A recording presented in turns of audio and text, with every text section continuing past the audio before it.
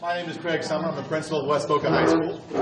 And I'd like to give a sincere thank you. Let's give a big round of applause to our PTSA and our SAC for setting this up tonight. Our PTSA president, Ms. Jen Vimel. And of course, big round of applause for her.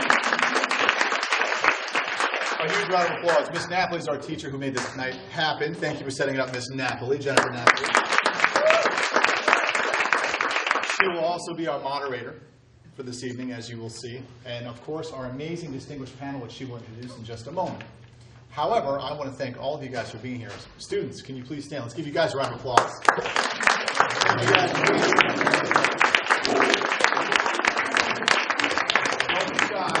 Anybody non-West Boca? Any non-West Boca High School students? No, everybody West Boca? Okay, great. I know we've got some staff. So raise your hand if you're PTSA or SAC at West Boca. PTSA or SAC. All right. How about a West Boca High School parent?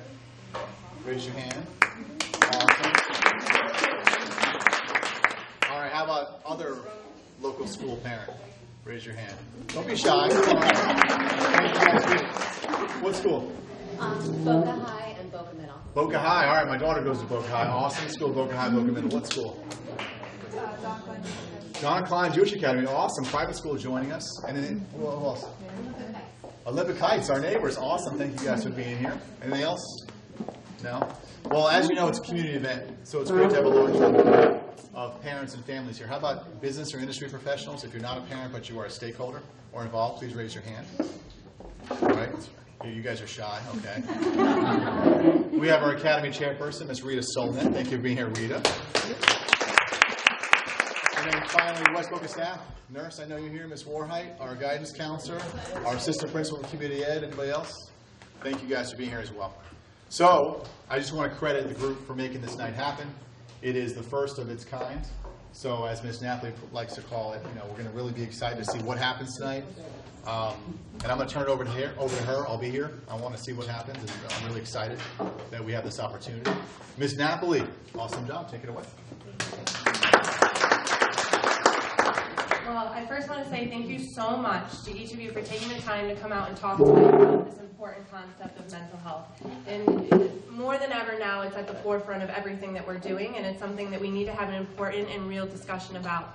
I am the SAC chairperson, as Mr. Sommer said. I'm Jennifer Napoli, and like he said, this is the PTSA president, and this is Jennifer Vimel. We're both very honored to put together this event for you, and we hope that you enjoy it. While we're here, though, what we want to say is that the discussion tonight may get difficult at times. If you feel that you need to leave the room, please do so without any judgment. Otherwise, please respect those that are here, and please understand that we're all here to find the resources and supports for our community and our students so that we can have the best mental health possible in Boca Raton. So please, with all of that said, enjoy tonight's evening, and we hope that you really appreciate the fact that you're here and that you enjoy the time that you spend with us. So what we're going to do is we have a few vendors, for lack of a better word. Community resources. Community resources who are here, and we want to give them a few moments just to tell you who they are and what they do, and then we're going to get to our panel of experts who all bring very varying degrees of information here for you. No, I just want to say thank you so much for all of you for being here, especially all of our students. Hopefully we get a great dialogue this evening, and we're looking forward to possibly repeating this in the future. I did want to mention that next month at our SAC meeting, little plugs here, we're going to have our HOSA, our Health Academy students, doing some CPR demonstrations for everyone. And then I'm looking ahead into March, possibly April, doing a cyber safety discussion sort of like this. We had a district attorney come last year and give a really awesome presentation. If any of you guys were here for it, it was amazing. So we're hoping to have him back and talk to him about cyber safety and internet safety and issues that are coming up. So keep on the lookout on all of our social media pages, our West Boca emails, and throughout the community for more information about all the good stuff we can bring to you. And then the last little piece of logistics, the restroom is over here if you need to use it at any time, so please don't feel afraid to use that. So with that said, I want to do some little introductions here. So representing the Swolf Counseling Center, here is the microphone. Introduce yourself and say, what did you do? Thank you. Hi, I'm Megan, and this is my colleague Karina. We're from the Falk Center for Counseling, which is in Boca on Boca Rio Road. We offer individual counseling, family counseling, couples counseling, group counseling, and tonight we wanted to specifically highlight that we offer teen groups that a lot of local high school students enjoy. We offer an LGBTQ teen support group, which is completely free of cost. You're welcome to come at any time to that group. We also have a group for parents and loved ones of those in the LGBTQ community. So that's held on Tuesdays at 6, so right at this time. And Karina's going to tell a little bit about our teen support groups. So specifically, we offer 2 teen groups, so one of which being the Teen Connect, and that really focuses more on building social skills and interpersonal peer relationships. I personally run the Teen Cope group, which has been adolescents suffering with depression, anxiety, who've had suicidal thoughts or even attempts. And really the goal for the group is to help them better self-regulate their emotions and build coping skills to really better manage regulate their emotions. So that's Our services are all low cost, and we also offer a reduced fee application because we're a nonprofit, so we have some funding that we can direct to supporting everyone's mental health and making sure everyone has access to services. So we'll leave our information at the table, and we thank you for your time tonight. Thank you all. Hi everyone. First, I just have to say I think it's so awesome that this school is really ahead of the game and doing something like this and really supporting the students having great mental health. So thank you for hosting this. My name is Michelle Dolan. I'm the director of the Caregiving Youth Project. So we work with middle and high school students who care for someone in their family that has an illness. So some of those students might be someone caring for a grandparent who has Alzheimer's, or a parent who has cancer, or even a sibling. So oftentimes these kids are the main caregivers in the home. So they can be providing medications, they could be feeding someone, bathing someone. So we do a lot of different things to support, and all of our services are completely free. We don't ask for any financial information. We do overnight camps for our middle school students. We provide community service hours for the caregiving that our kids are doing at home. We do college prep. We do sleepovers at the bowling alley. Anything to really give them a break from what they're doing at home, because it's really hard. It's a lot to do when you're caring for someone at home. So if you ever know of a friend or someone in your school that's caring for someone, just let us know. And like I said, our services are completely free. Thank you.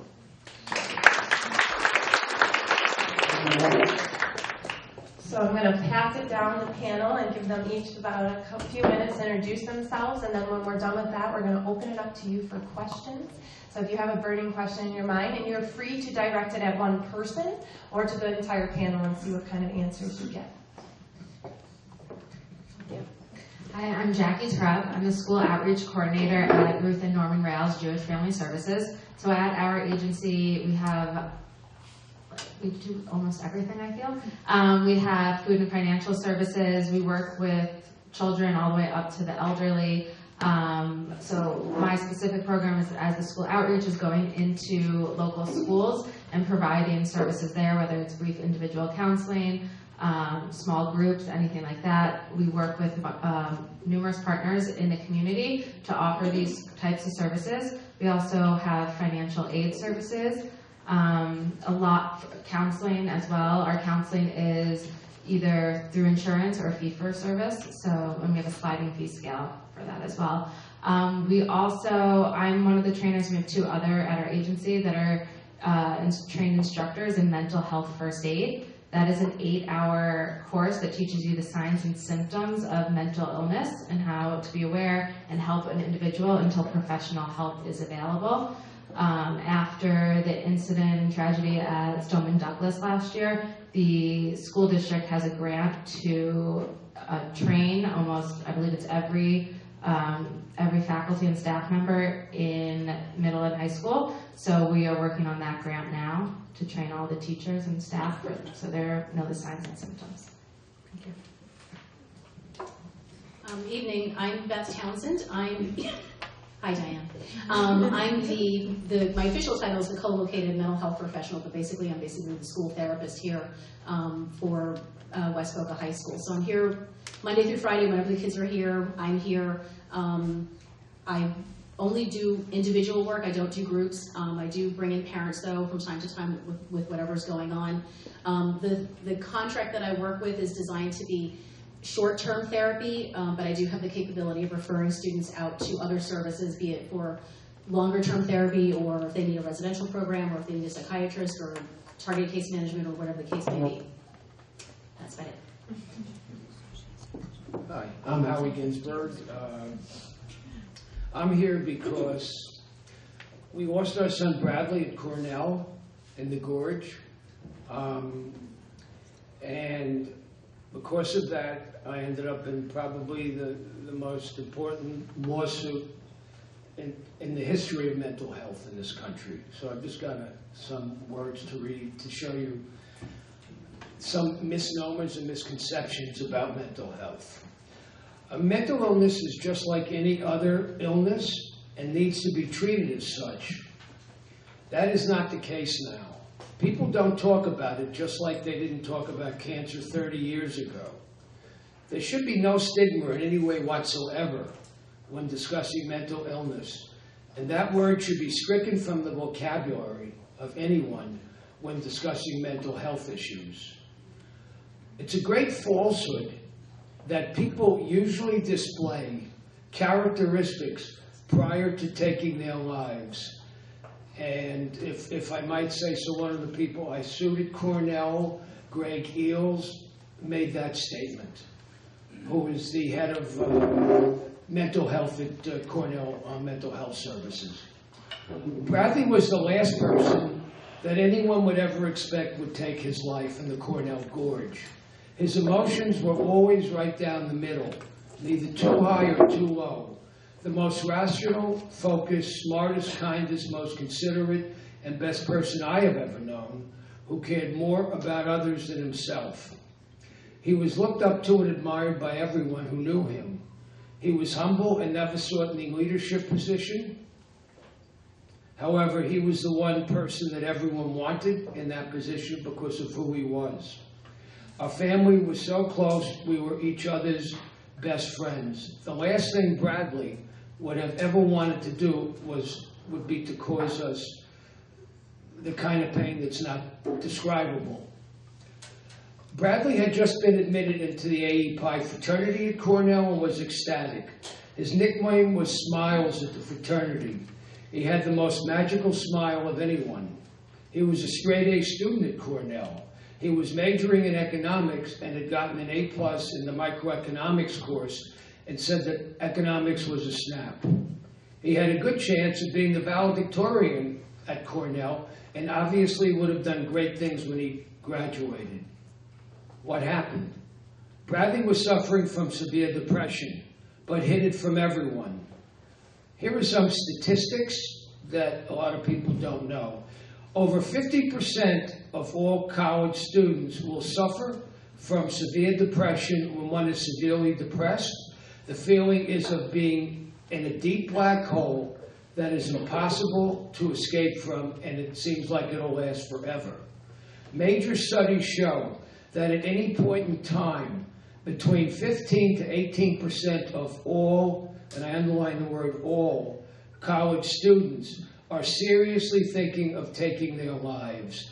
Federal District Court Judge David Hurd cited these statistics in his precedent-setting decision in our landmark mental health case, Ginsburg versus the City of Ithaca and Cornell University. And approximately 5 to 7% of these students will attempt to take their lives. The brain is far and away the most complicated organ in our bodies. Genetics plays, obviously, a huge part in mental health. Until the age of 23, the frontal lobe of the brain is not fully developed. The frontal lobe is what exercises rationality to overcome emotions. Much of suicide is impulsive. It is a misconception that it is usually planned. This misconception is dangerous, as it can prevent the focus from being on impulsive suicides and how to stop them. This was an impulsive act by Bradley. Several days before, he had asked Sherry to send him his passport for a trip to Montreal that weekend with his fraternity. He had 4 wisdom teeth removed 3 weeks before. He had just signed up to be a camp counselor at a camp in North Carolina. If one attempting suicide is stopped, then major studies, including the Golden Gate Bridge study, indicates that 90% of all those people who are prevented that first time from taking their lives will never attempt it again. It is crucial that parents have discussions with their children about depression and other mental health issues. It must be conveyed to the student that the parent wants that child to always speak to them if they are emotionally disturbed in any way whatsoever. There must be an open door. When a child leaves home, especially if they've never been away from home before, then it's a must that there be a strong support system for them. Even though Bradley was homesick, he said he loved Cornell, his classes, and was ecstatic about his fraternity. But if depression is present and you are in a deep, dark hole without seeing a way out, then nothing else matters except escaping from it.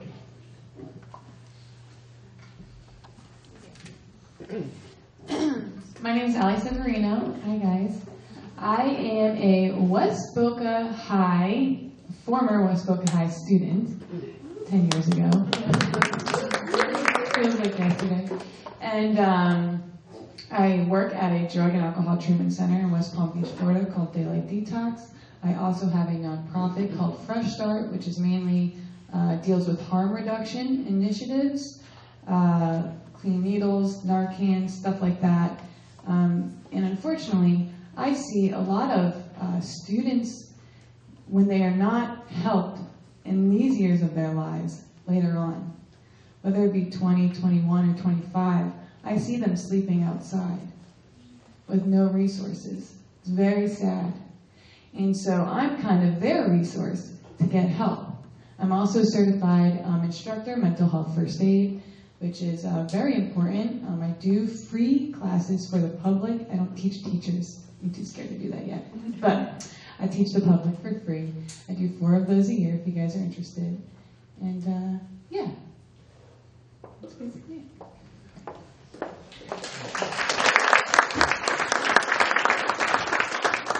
So at this time, if you have a question, feel free to raise your hand like the typical school response and shout it out. And then if it's directed at someone, we'll hand them the mic. And whoever feels they have a response, I'll hand them the mic as well. So, yes, ma'am. This question is for Allie. Do you offer that mental health first aid class to like other public organizations?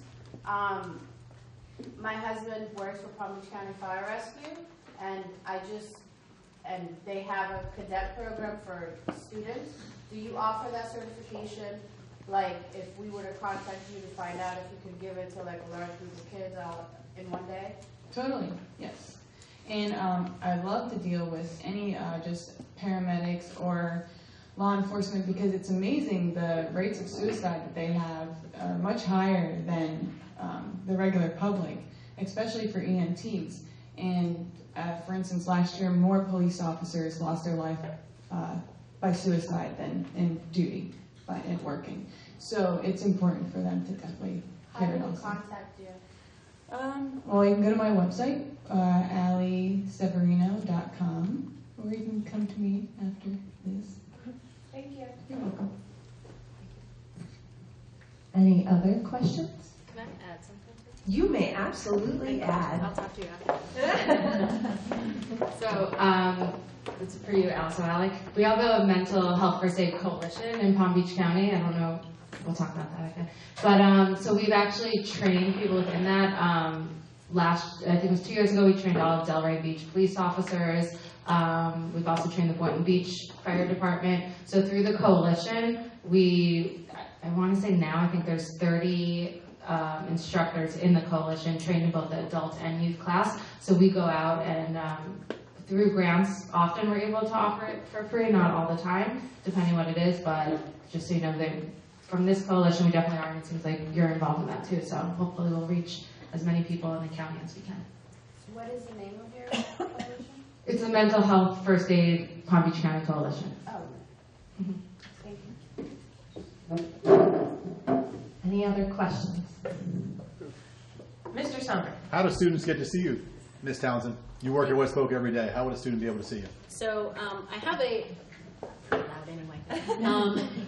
So there's a referral process. So sometimes what happens is kids that are having some emotional problems or some behavioral problems or saying things that are a little concerning, they might catch the attention of the teacher or the assistant principal or the guidance counselor. Any one of those will make a referral to me, and I would set up the process to start seeing the student.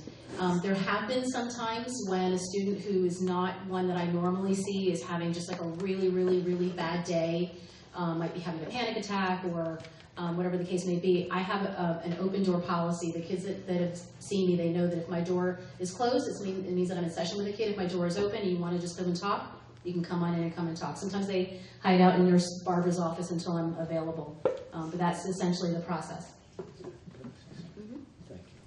I'd just like to say something about what happens in universities today.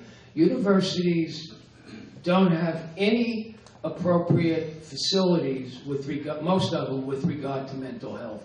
Cornell thought they had the best. I mean, they had RAs in the dorms checking on the students. Our response to that was, they're not trained. And anyway, half the students that you'll see won't show anything if they're depressed. You won't be able to tell, so that's not acceptable. And while they had the ability to go and seek help, which was pretty good, they had an excellent excellent psychologists on staff. You have to get the kids to do that. The students have to do that.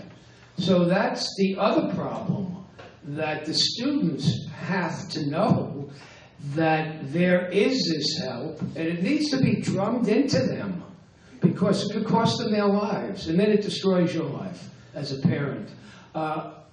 One aside, my daughter was at University of Florida, and she needed to see somebody.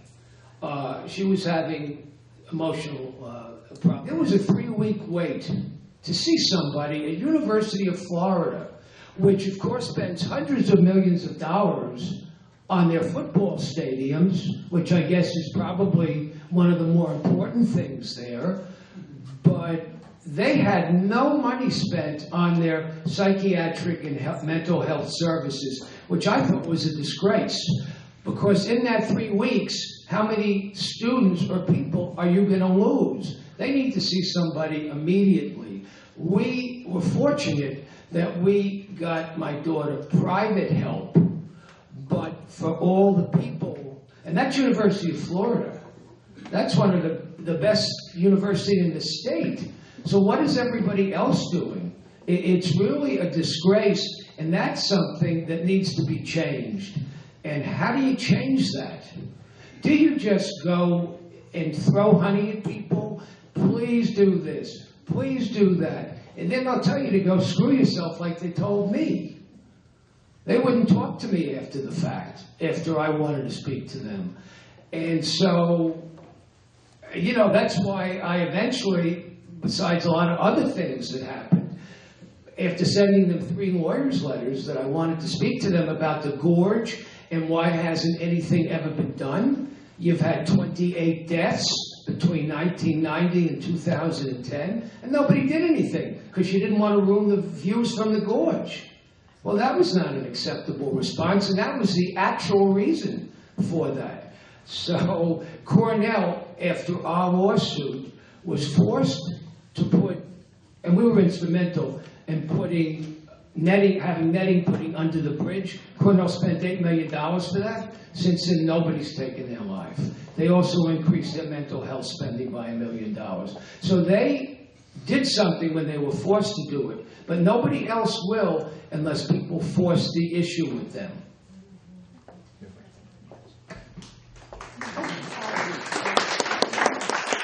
Go ahead with the question.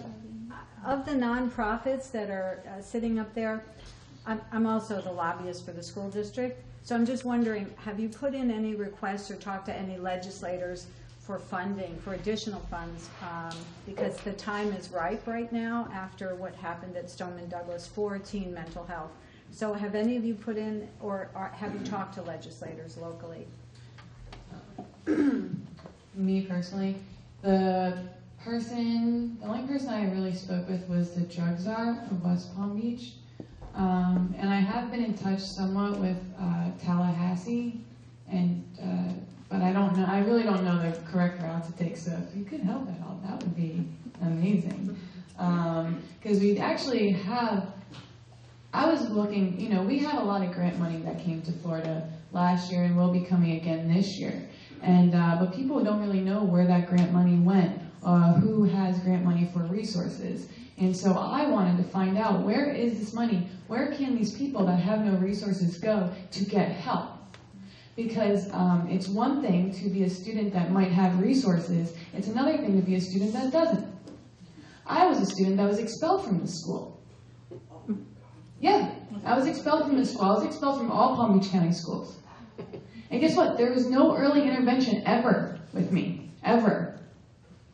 I showed behavioral signs and tons of other signs, but I never actually had an early intervention.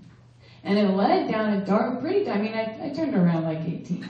And you wouldn't know now, right? I'm probably your neighbor in Boca. But really, it can be very scary. And so it's important to, when we see, I just want to say, younger kids, when they're getting in trouble, to not take them away from all the other students and put them around other troubled teens. I feel like that is not very helpful. Maybe lift them up, especially the students. Lift each other up, and because they're going to do what they're surrounded by, and if they're surrounded by only negative, they're going to do negative. And so, just the idea.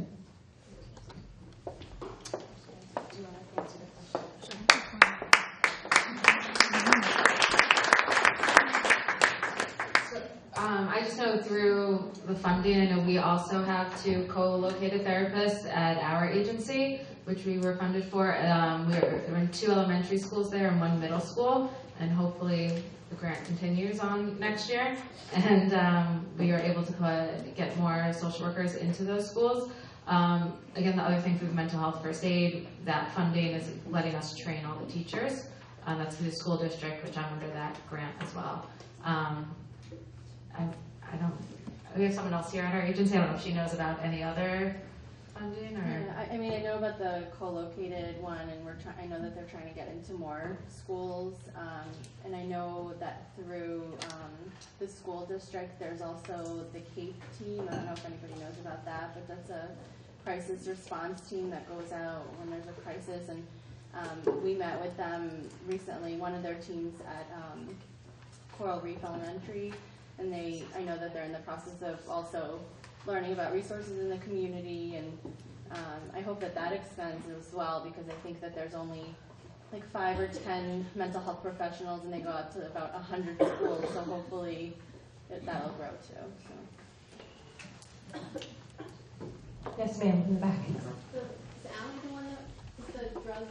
Yes, Allie. I have so many questions, but can you speak to the widespread use of the vape pens and the oils and what we can do as I think parents need to be educated in the difference between pot of our day and pot of today. It's vastly from our day, the 3 to 5% THC to the 80 to 98% THC in the oils. And I think a lot of the issue isn't educating the kids, it's educating the parents, which, by the way, I'm trying to put something together to do that, because I'm frustrated at being the parent that's trying to stop it and having so much trouble because my kid literally has nothing to do because every other kid smokes it. So can you just speak to it in any way, shape, or form as what a solution is? It's like we're all accepting that our kids are just going to be potheads. Right. Well, most kids are going to go through an experimentation phase. That's very normal, right? But you're right, drugs have changed so much. Even from when I was in high school, they've changed drastically, and they continue to change rapidly. So, you know, flower, pot, like weed-looking pot, it's not really used that much anymore. Why? It's easily detected, it smells, people can see it, though people enjoy it. Cartridges and stuff like that are readily available from most of the medical marijuana dispensaries in our area.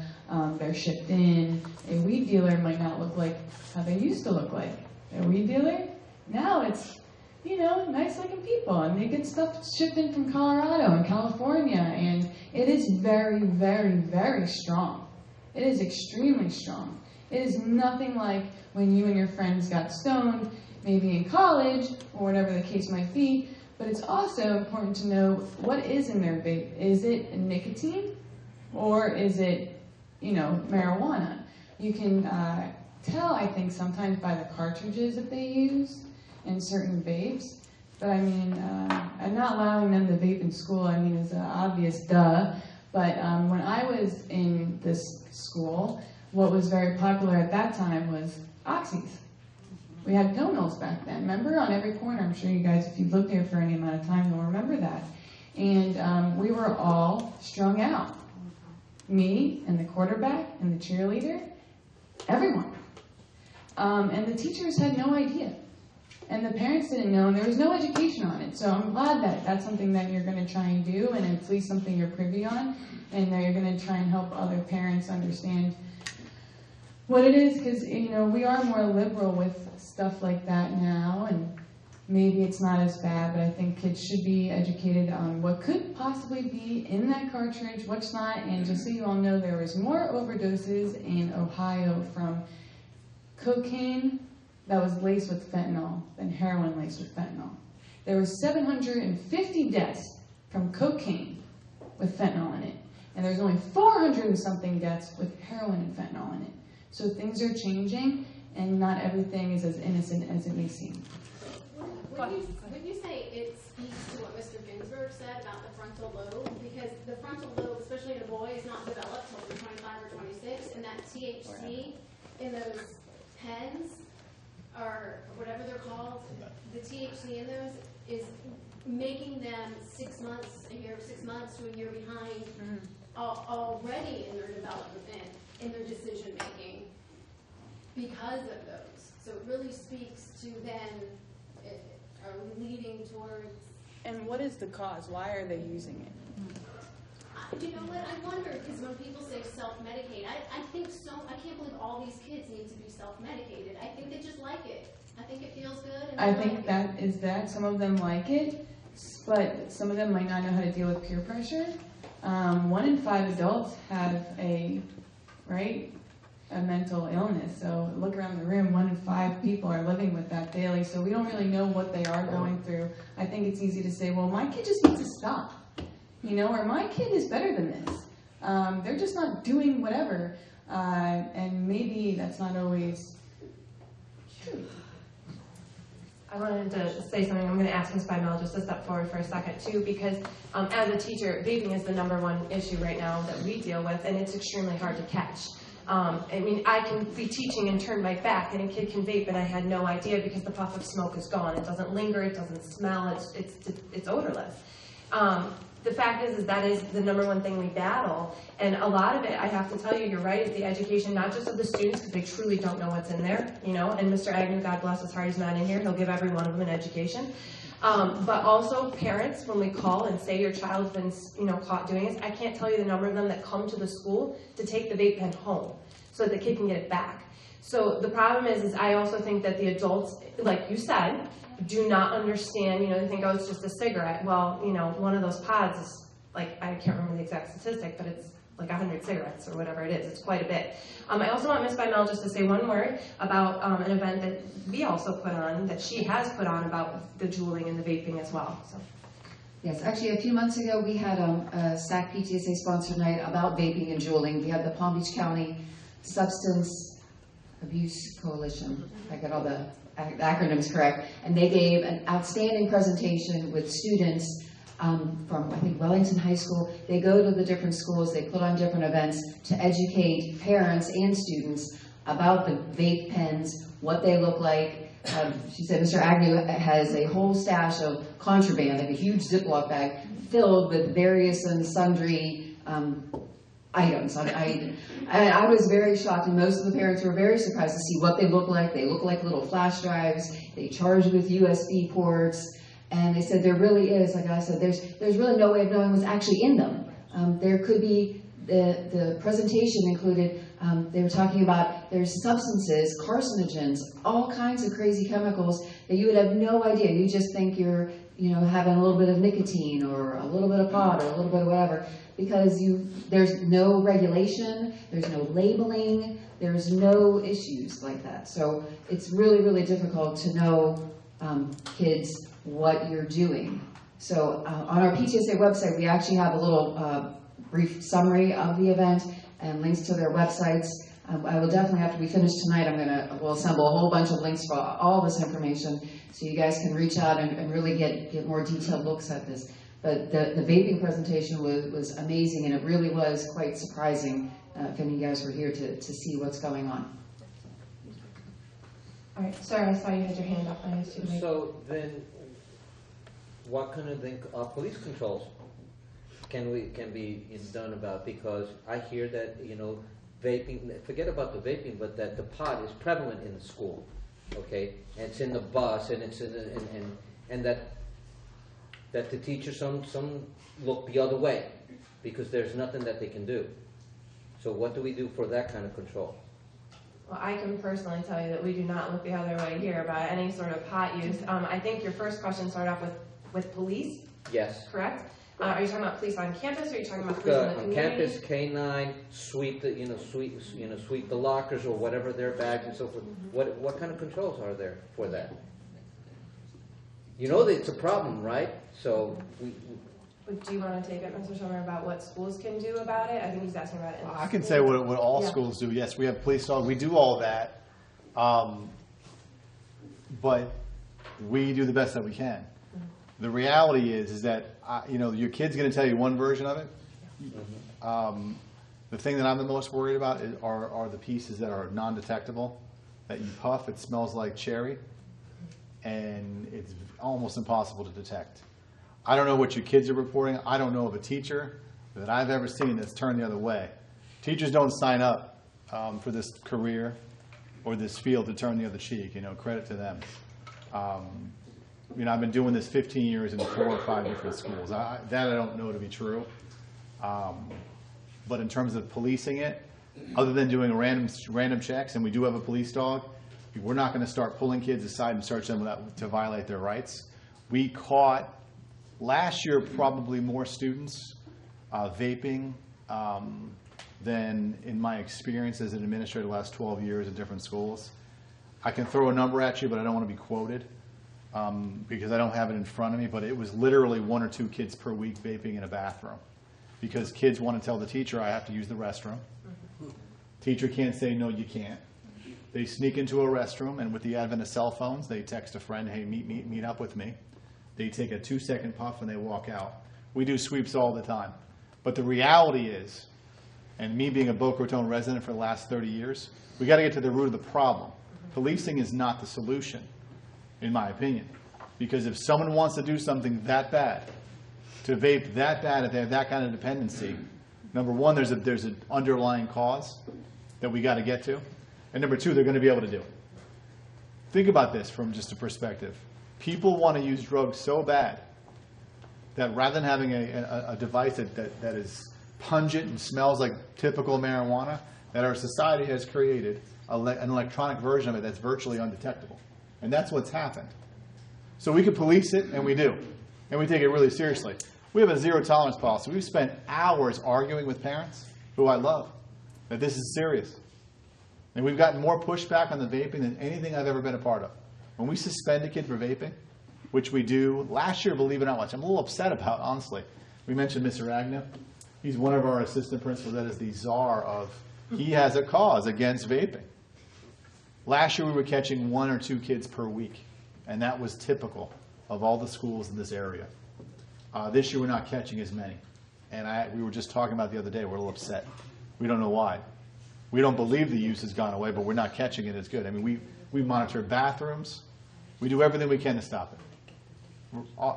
Right before being in the Gestapo and saying, you look like you might be vaping. Let me go through your pocketbook. But we can't do that. But any sense of a tip, we search it. We've had kids telling other kids, and we take care of it. Yeah, that's what I was going to say is our biggest advocate are the kids. The only other thing I can say is my own daughter, and I'm going to try to segue this a little bit, my own daughter is a 9th grade student who I love dearly, who goes to a local school in Boca. Doesn't want to be where her dad's the principal. I guess I can get it, right? And she says 80% of the kids are vaping. 90% of the kids are vaping. I said, that's impossible. Well, I just mean the bad kids. I have no idea what the number is, but it's an epidemic problem.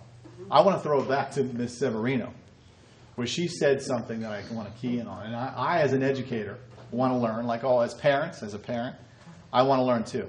I don't know if my daughter vapes or not. I don't believe she does. And I know the school she goes to has similar procedures as us. What did you want to hear from somebody that you didn't hear, that from a mental health and whether it was, I don't know your history. And I didn't expel you, by the way. Must have been that Giblin guy. It was. But what did you want to hear? And this is the thing for all of us to learn. What did you want to hear? Because now as a principal, I didn't say this at the beginning, mental health is a huge thing that we face. Yeah, we have some funding for it, but what did you want to hear from a teacher, from a parent that would have maybe stopped the path you were on and get you back on track? I don't know if it's what I would want to hear, but who I would want to listen. When you're deemed a bad student, which I moved down to Florida in, I think I was in 9th grade. I had been in New York before then, and I was very close with the school social worker there. She was great, and she checked on me all the time, and I was very close with her. And I was honest every time I got in trouble, and we worked through a lot of things. West Boca High is a very large school. And so for the parents that are like, why aren't they catching this and that? This school is huge. I know, because I went to a much smaller school and had to come here, and I was terrified. There's a lot of students.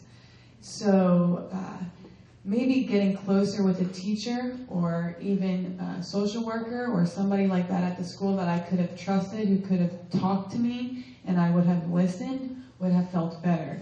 But feeling like I was the bad kid who just didn't, why don't you go to like, what's that school, that really bad kid school? They call you got to pay to go there. I don't know where, Academy? Like, why don't you go to Academy? Why don't you drop out? You've missed so many classes because we need to keep our A, right? I can't imagine you guys understanding how many friends of mine are dead that I went to school with here now. How many are dead? A lot of them.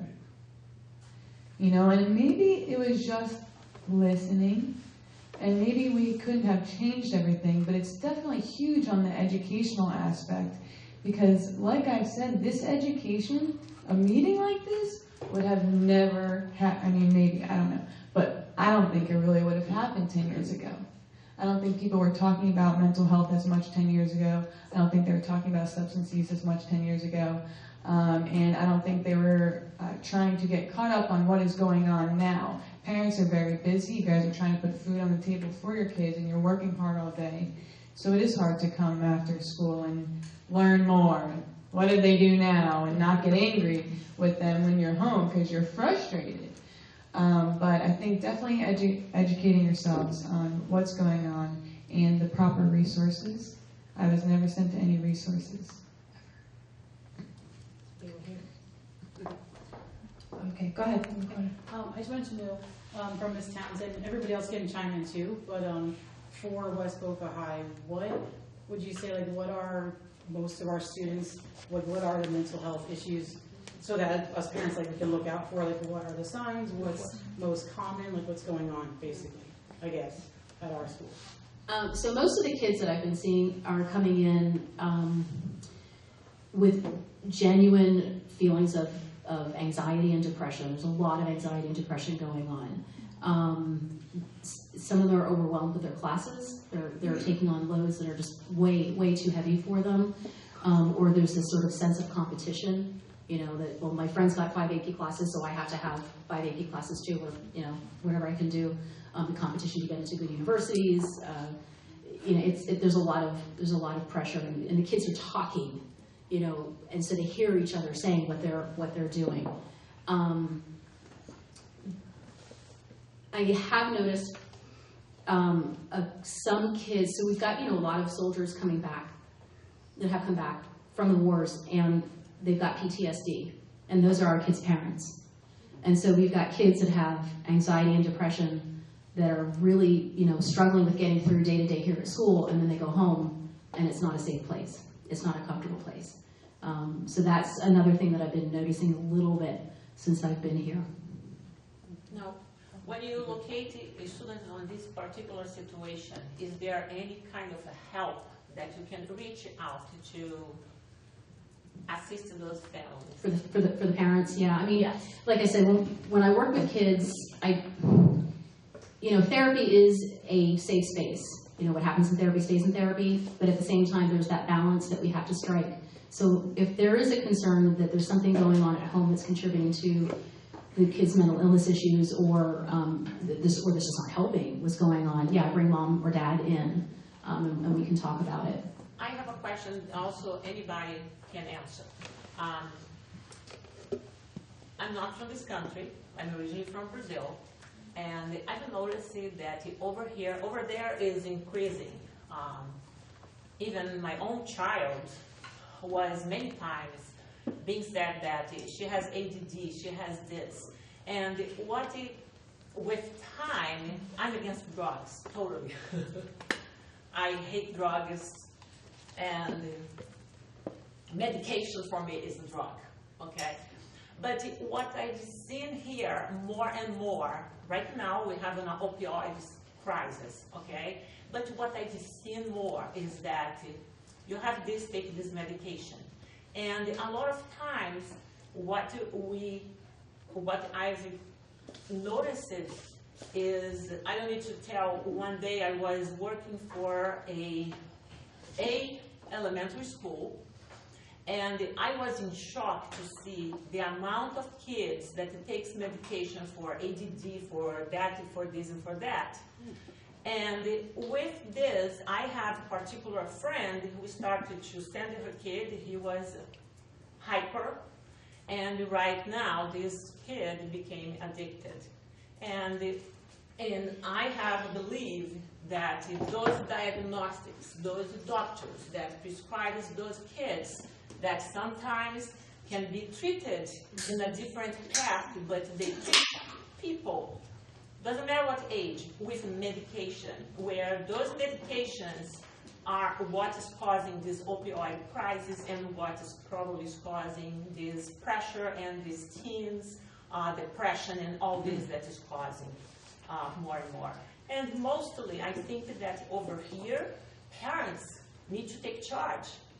If you locate that you have a problem, and that's why in the school, if you have a resource to reach out to those parents and provide other free services, just let them know, because sometimes it's time, sometimes it's denial, but if there are resources and they don't know, like she mentioned it, her path was just pushed to be among other kids, that what will we force her to just, I want to be in trouble, right? That's probably what it is. So in your position, or any of you, what is that when you locate a problem, what it is that the school does in order to cut the tree from the top and help, instead of, oh, we are a school, we can't address this, we cannot address that, because that will affect the grades that our school will receive. And this is also, unfortunately, impacting a lot of actions that the public schools are taking, because the grade that the school has, as the parent over there mentioned in the U.S., is more important than what comes under. I'm just very concerned with all this. That's one of the reasons that I had to be here today. Well, you had a very long Yes, I'm sorry. intro, so I want to make sure we answer the right question. So I think your question is, what resources does the school provide for the family too to help deal with the issue, not just, okay, so I'm going to actually, these are not, the only one who's actually school-based is Ms. Townsend, so unless they want to say any words, I'm going to push it to our school-based counselor so that she can actually answer the question a little more effectively for you. Is that okay? Okay. So, Ms. Warheit sitting in the corner here. Well, something I did want to announce is that starting this Friday, the Falk Center, who is one of the groups that spoke, they're going to be starting small groups here in our school. So that is for students who are facing anxiety, or looking for stress management, students who are feeling low self-confidence or low self-esteem. This Friday, it's for West Boca only students. I know we have some other members here. It's an 8-week program. We've been giving out referrals. If your child has not come home with a referral as parental permission is required and you're interested, please email. You can email myself, and I'm Sarah Warhay. My email's on the school website. I'm the director of the department. Or email the counselor. We can give them the form tomorrow. As long as we have it by Friday, your child can start in the group.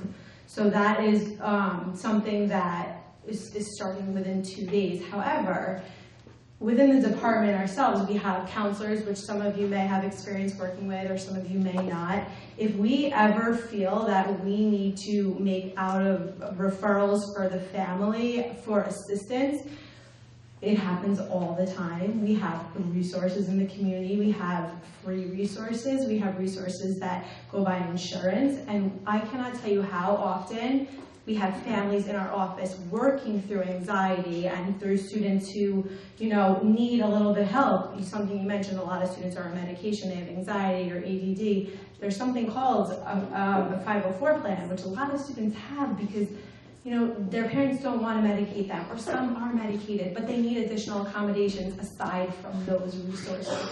In school, we write accommodation plans for our students who need extra time, who need extra help, who need extra support.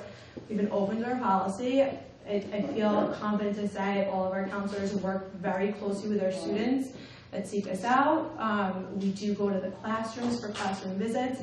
Allie, I wish I was here when you were here. I can't tell you the close relationship that we have built. So if you feel that you are not receiving support and you are looking for help, reach out to me directly. I genuinely mean it, because we will find it for you, whether it's in the school or in the community.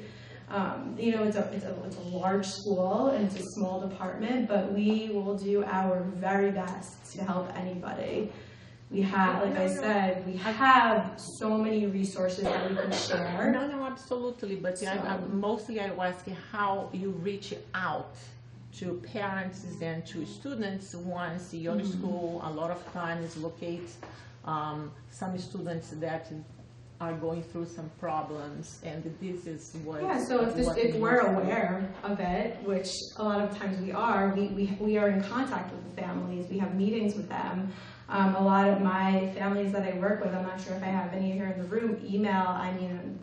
We're in contact pretty often. So for the families that are reaching out to us, unfortunately, it has been lately that we need to be notified in order to then start that relationship to work with you, because there are so many kids. We don't get to see everybody within a month, right? But if we know that a child is going through something, a family is going through something, if somebody just gives us a little hint, whether it's a friend, a teacher, a community member, a parent, a grandparent, we are on it. And I'm confident to say that we do a great job within the school. So with a little bit of information that a child needs help, a family needs help, somebody in the community needs help, it's something that we will work on. So, if you feel that you know somebody who could use assistance in the community, or your child, please contact us. Sorry, my daughter is great. I'm just concerned with the outside where she is, that's all. We have one over here. Go ahead.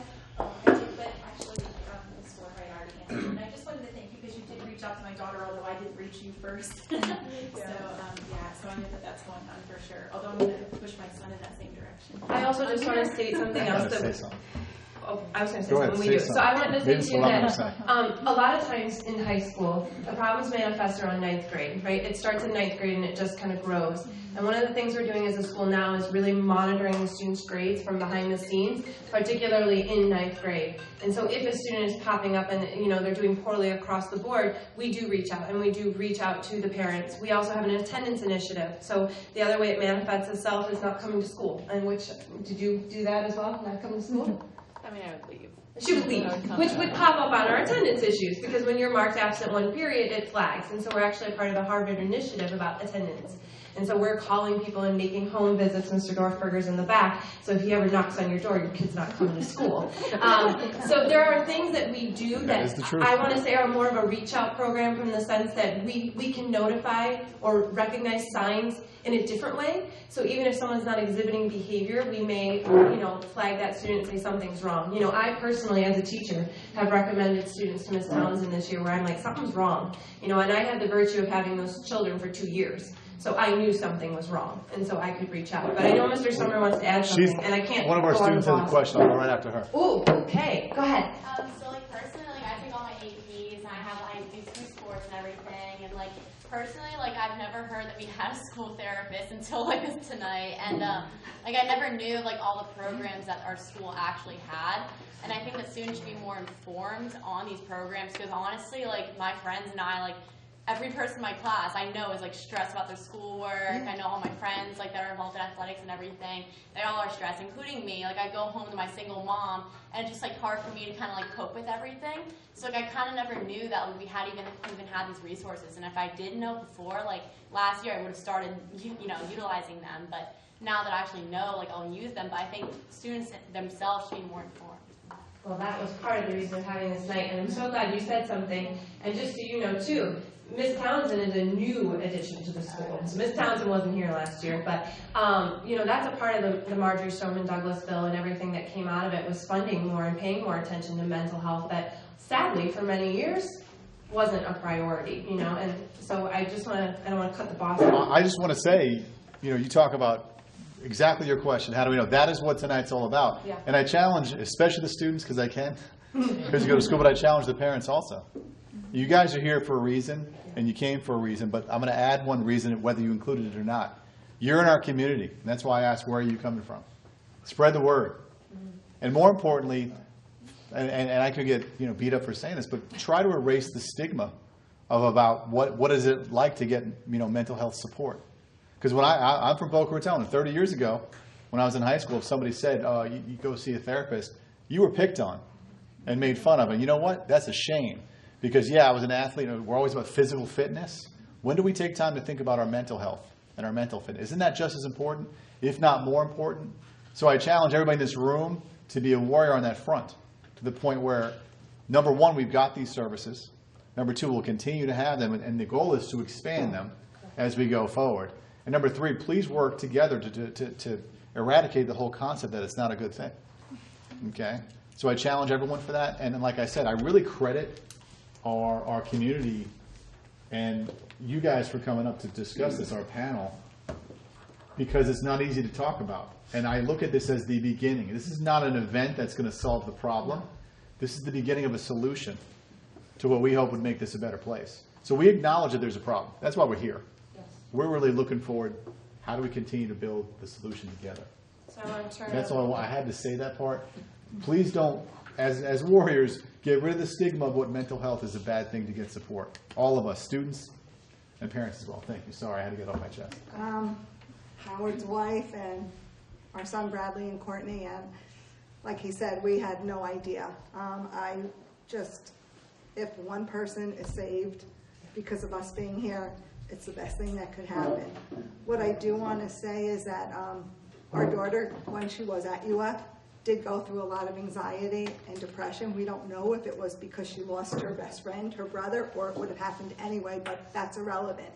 But I do want to say, I had to take her to 6 different therapists before she would say and start talking. She'd go, no, Mom, I don't like them. I don't want to go to them. Nope, nope, nope. But I didn't give up. I kept going and going and going. Finally, I found someone, and it was while she was, I started when she was a junior and senior at West Boca. I couldn't find someone, and believe me, I tried. I took her to many different therapists that she would talk to. Finally, up at UF, the counseling center up there, with my phone calls, I got her to see the head of the counseling center, and she called me and said, Mom, no help at all. I said, okay. And I kept calling private therapists, and I finally spoke to a woman, and she said, I work in Gainesville. I've been doing this for 30 years, and I mostly work with college students. I work with depression. I work with anxiety. I work with drug use. I work with this. And I said, okay. And I told her how many people that my daughter had seen, and she met her, and it clicked, and she saw her for 1.5 years, and it really, really helped her. She's not seeing anyone anymore. It helped her, but it also made her very aware of her friends. I got so many phone calls from her, and a lot of her friends were West Boca kids that she stayed friends with at UF, and she would call me and say, Mom, and she would be worried about some of her friends. And I'd say, you know, and she said, and Mom, they went to the counseling center at UF, and like as Howard said, they told them there was a 3 or 4 week. She would call me like in tears and say, Mom, what should I do? And I said, tell them to call their parents, or you call their parents and tell them quickly, privately, to get some help if they have to, or do anything they can, but don't let it go. And so a lot of the students here, listen to your friends, help them if you can. Sometimes you don't even know that they're going through something, and you might get a little hint of something, but a lot of times they do talk, the friends do talk to each other more than they do to their parents, and you're a good resource to help your friends even get help. And it's just, we all do need to listen more, and as Howard said, Bradley, we never knew he had any problems. We wished we did, but Thank you. we didn't. Thank you. Do you have a question or a statement? I guess both. First, my question is, I know that they had said that they were going to be educating the teachers, which I think is very important, because I think kids spend more time sometimes with their teachers than they do with us, because when they get home, they're doing homework, they're busy doing their things. I guess my question is, I know that we have tonight, but is there anything set up within our school where kids can be taught like signs to look for in their friends? Because I know my child here at the school has expressed to me at least in a couple of times where he's had friends that were not mentally well, and where he didn't want to talk about it or even mention names, but I would tell him, have they told their parents, have they, so I don't know if there's anything set up within our school where we can educate kids, because sometimes kids don't even know what to do when their friend comes up to us and makes a statement that they know is not right.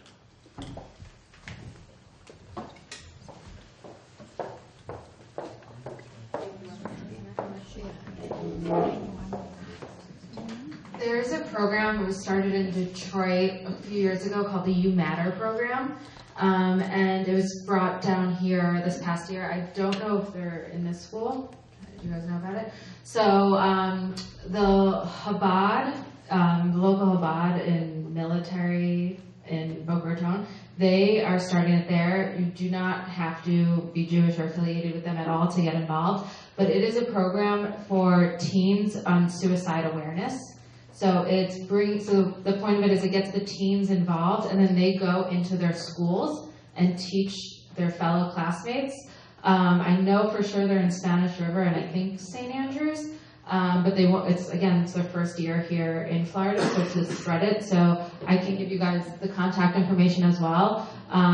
They had an event, I want to say it was November, where they had a panel also and showed a video of teens struggling with anxiety. And they have another event coming up at the end of February where they're having, I don't remember his last name, I think Kevin Briggs, I believe. He is a police officer from California who has saved multiple people from jumping off the Golden Gate Bridge.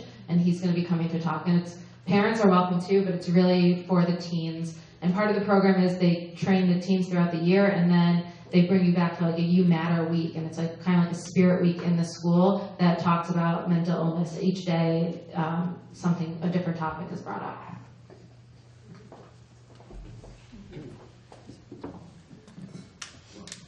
I'd just like to say that what I found at Cornell, which is, you're going to have pretty smart people there overseeing everything.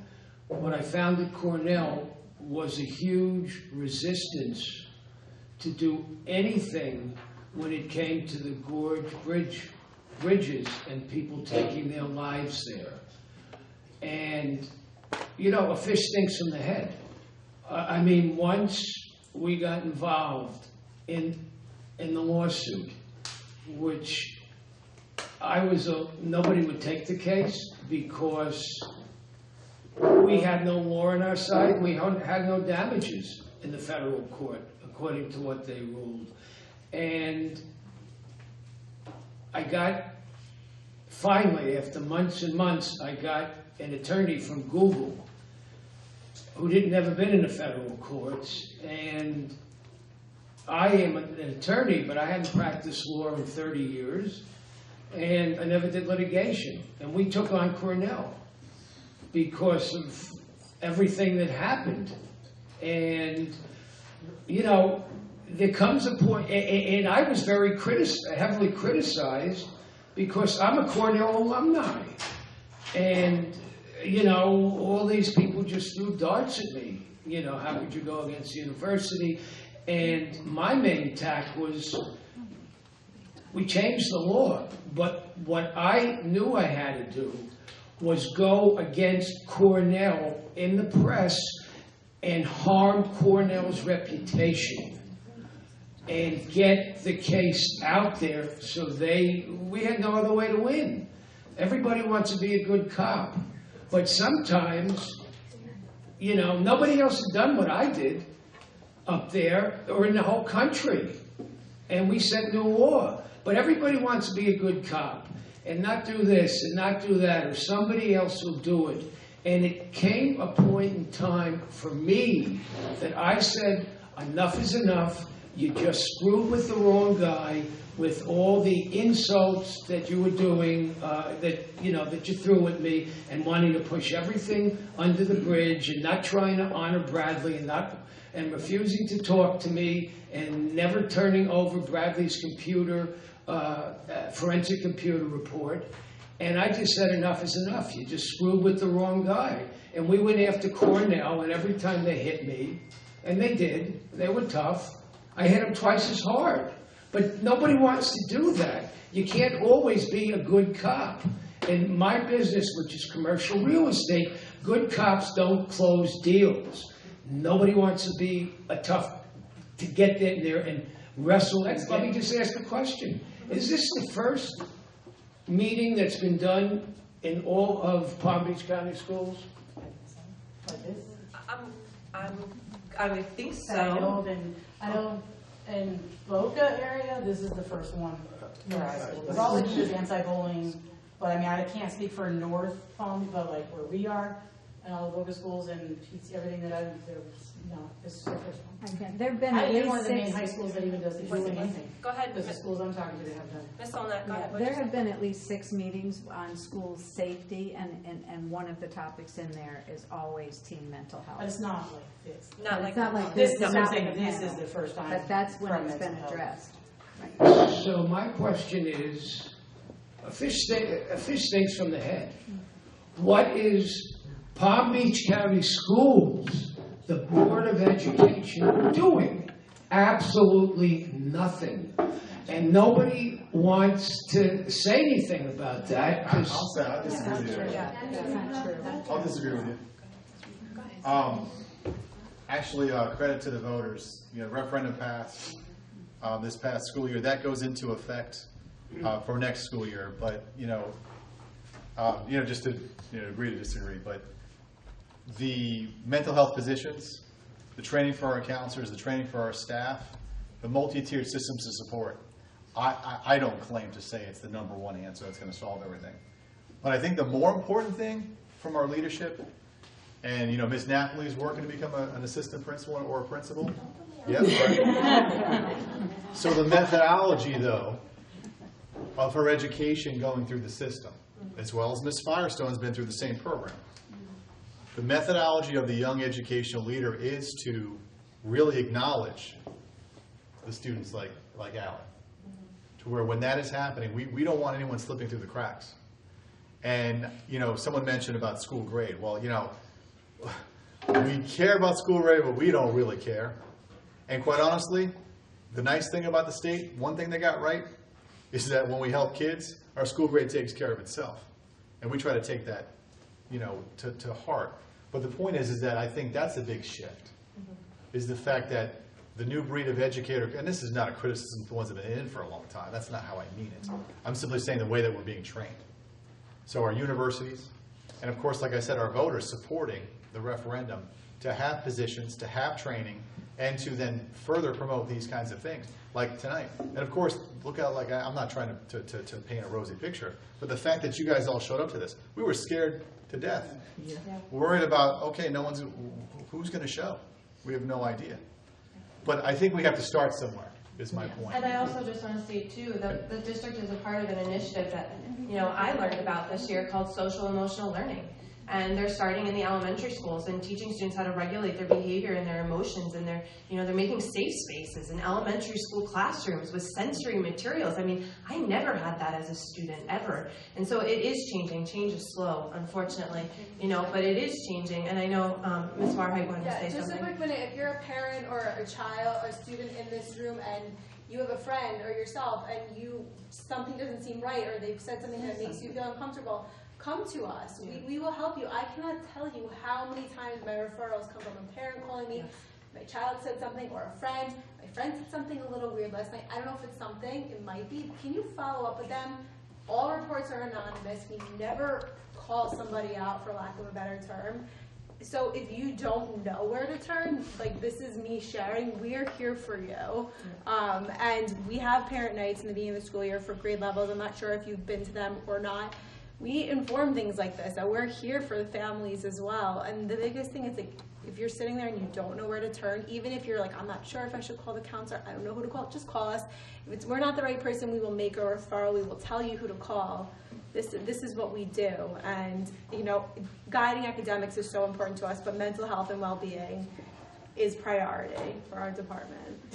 Okay, I just want to piggyback on what Mr. Sommer said. In November, I went to a community mental health exchange, and it was primarily various providers in the county. It was open to the community. Boca Raton's Promise was there. The Jewish Federation Service. There was a ton of providers there. An important thing was they talked about colleges, because it was hosted at Palm Beach State College, and they talked about what they're doing at the college levels to try to help their students. And the school district was there and gave a huge presentation on all the various ways, from crisis intervention to individuals to all the different channels and steps depending on where the student is, how they would meet them. So the district it may be a little bit behind the scenes at the moment, that it's not all out there, but they are definitely proactively working on this. The administrators there, they said a huge presentation. So don't think that, you know, we're just doing this a one and done thing. I'm sure it's going to grow and become more, you know, out there for the community. I mean, I think I would really like to do this event every year and just be able to share more and more information. And that's why we're here. I was glad to hear the students say, we need to know this information too. You know, we want to get it to them. Like, who do you call? Can they make anonymous reports? If yeah, absolutely. So that way you don't have to feel like, you know, you're busting on them. You could say, you know, write a note and drop it off, right? We have a hotline phone number that we can, you know, share again for those of you that don't know it. You can leave a message. You can leave a voicemail and just say, I want to make a report. I want to make a report. We've had kids call from other states that say, I'm friends with somebody in your school, and they said something that's concerning to me, and they don't leave a name, number, it doesn't matter. I've had emails come from people's girlfriends, long distance boyfriends. We follow up on every single report that we have. I got to credit this generation. One positive thing of social media. There's one I can think of off the top of my head. They are very connected, and they see when someone's having a problem. And they're able to really identify that quickly and then electronically let us know, many times confidentially. I get emails all days, hours of the night about, hey, this is a concerned student, you guys need to take a look at it. So, you know, we use the term in Palm Beach County, see something, say something. But I'm one of those that defends the youth of America. When people always talk about the pessimistic view they have, I work with kids every day, and yeah, I see the best and I see the worst. But the young people we have and the positive use that they have of technology, I think that this will be something that we'll be able to really make strides in the next 10 years. That's why I challenge you guys. Remember that. Support one another. So I think it's positive. Go ahead.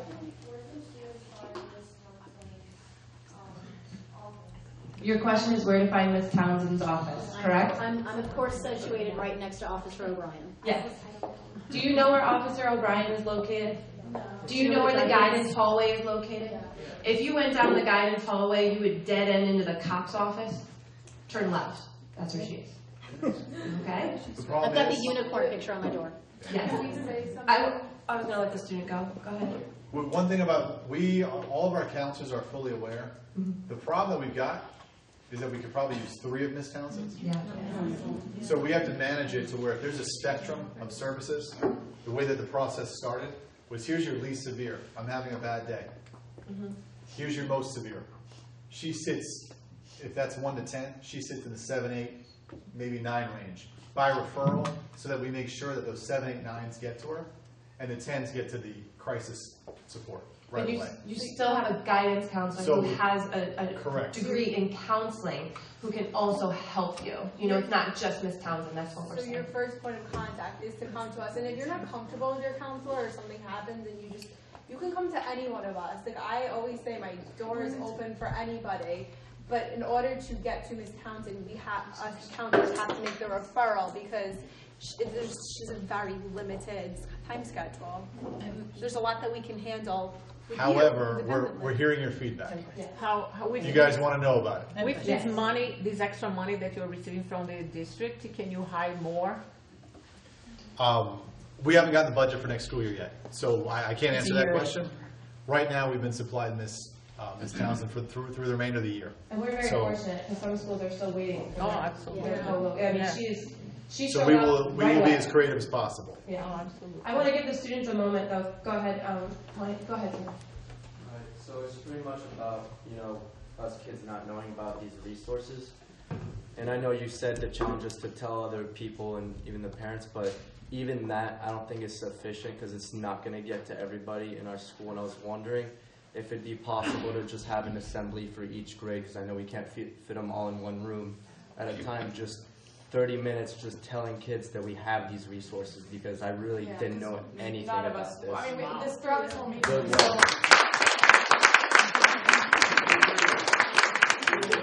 One of the takeaways from this evening will be our vehicle for ensuring you guys are aware. So we'll determine whether it's an assembly or a common time or a script, whatever that's going to be, we'll come up with a concept. And we will get student government involved since you are here. I was about to say, because all of us over here have been, we've been so mesmerized throughout this whole meeting because we are so interested on how we can get the word out. So I would love to, or all of us would like to meet with Ms. Napuli and Mr. Sommer.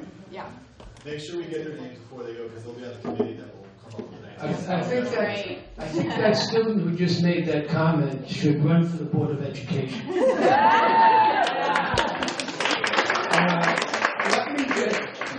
Let me tell you what Cornell did. You know, just passing. Every kid in this school should know about this service yesterday. It's not that it should be going through, and I know these guys are doing a great job here, and I hate bureaucracies, and I know ask my wife, very hard to deal with, but at Cornell, after all the problems happened, the psychologists and the officers of the university went into every dorm room, and spoke to every student and let them know about the services, because it's not enough to say we've got it here, but nobody knows about it. That's unacceptable. I don't want to cut you off, so here you go. I'll try and speak real quickly, but coming from an outside agency just want to say, I see the school district doing a lot. I see a lot of different things happening. The Wellness Task Force, where they're bringing agencies together who work on different services to help the youth. There's the School Health Advisory Council that I go to, where I see a lot of different people working really hard to make things happen. I see more social workers getting paid to go into the schools now. I see the schools also being more accepting of outside agencies coming in, because they know they can't just do it on their own. So it's really a community. We all need to work together, and not just the school, it's the parents too. Be that annoying parent, be the most irritating parent you could be, ask the question a million times, and remember that it's not just, those students that are doing bad in school, or those students that are sad, or the students that you see on the outside that you know are depressed. It's those students that might be at the top of their game, working so hard, that is checking on every friend around them. So just, be the parent that asks a million questions, and know that there's so many organizations working so hard to make sure the kids are safe. Yes, ma'am. Go ahead. I think to add to what she said and we're discussing, I give a lot of credit to this school. This is not the first meeting I've been to.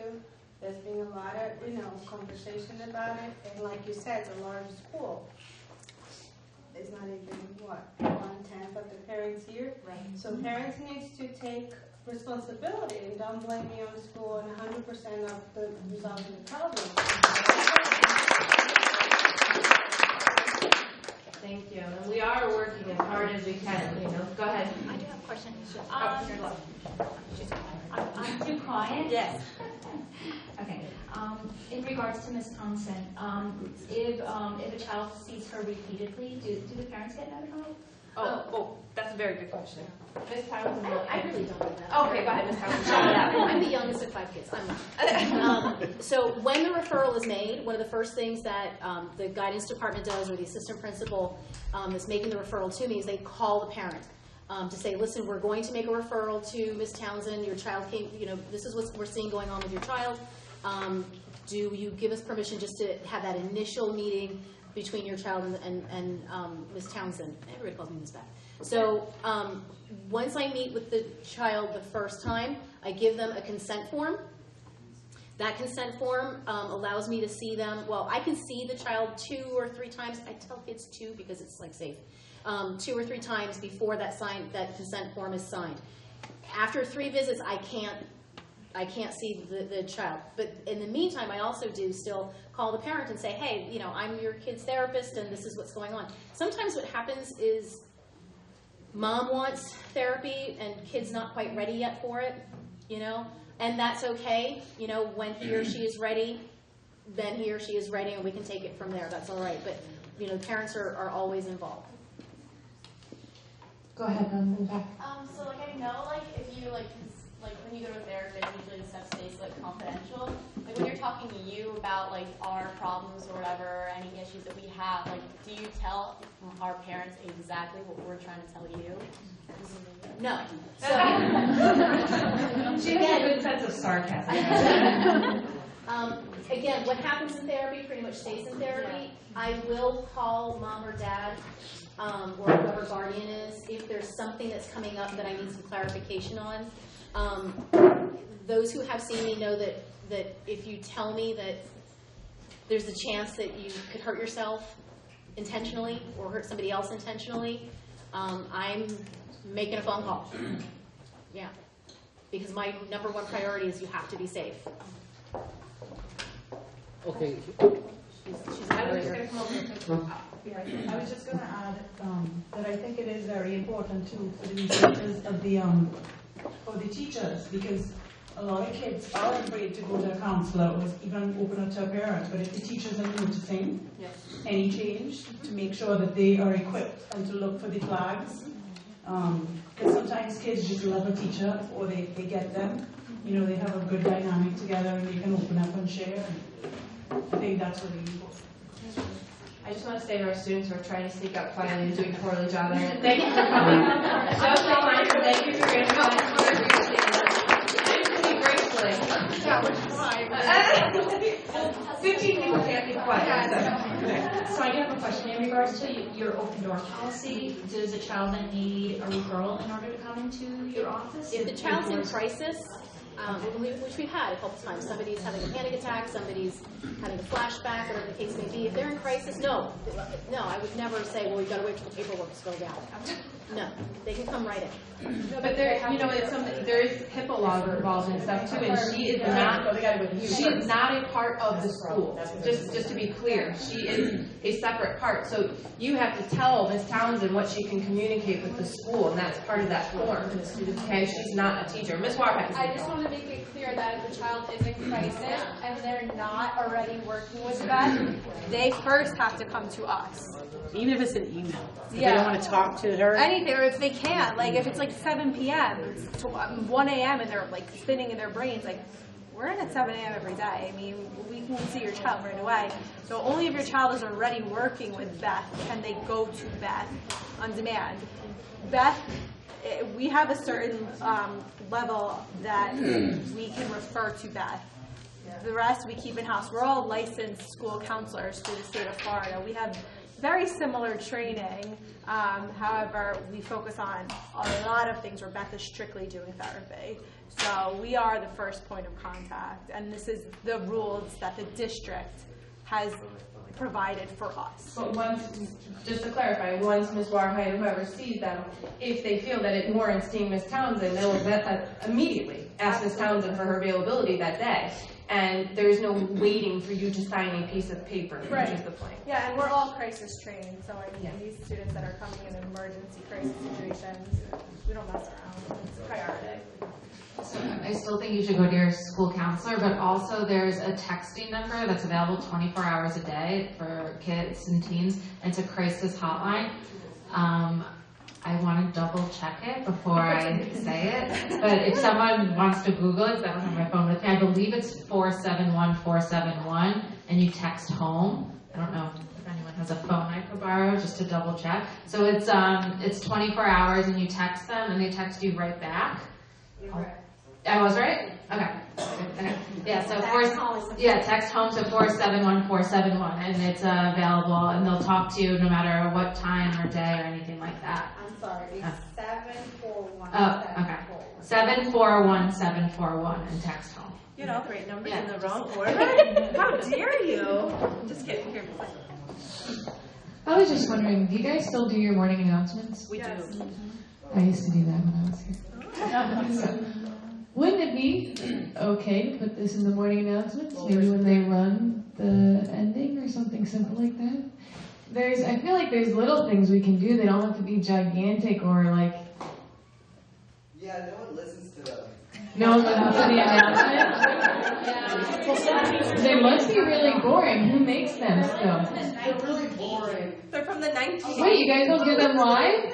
We do them live, but they're just so boring. No one cares about them. Rowan, go ahead, babe. Also, some teachers don't turn it on. Rowan, go ahead. That's a problem. That's a problem. I know they do. Oh, really? I do. Don't look at me. I do. Anna? Like, yeah, I also know that, like, some of, like, the core classes, like, you just don't listen to them. Yeah, they don't turn it on. We're always, like, we sometimes just learn to the bell, so we, like, our teachers don't even turn them on, so. We have some intense teachers here, Ellen. But that's my question. But here's the thing. I think the student's point is that the announcements are effective for some, but not for all, right? I think they're saying. And that we need to do some other things besides announcements, correct? All right. Go ahead, Ms. Van Dyke. I've been wanting to ask this whole time, even because the students were there, and some are still here.